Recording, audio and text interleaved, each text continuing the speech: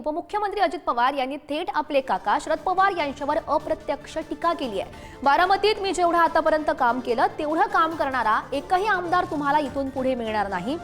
1952 पासून आतापर्यंत जे आमदार झाले त्यांनी काय काय काम केलं ते एकदा पहा आणि मी केलेलं काम पहा, अजूनही काम करणार असं म्हणत अजित पवार यांनी अप्रत्यक्ष शरद पवार यांना टोला लगावल्याचं बघायला मिळालं। परत असा कुणी आमदार तुम्हाला मिळणार नाही मी जेवढं काम केलेलं तेवढं आपला दावा आहे।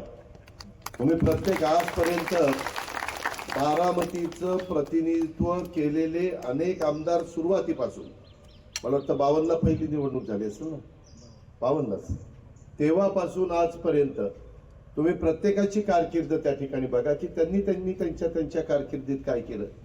आणि तुम्ही मला 91 पासून आमदार केल्यापासून मी माझ्या कारकिर्दीमध्ये काय करून दाखवलं आणि मी थांबणार नाहीये।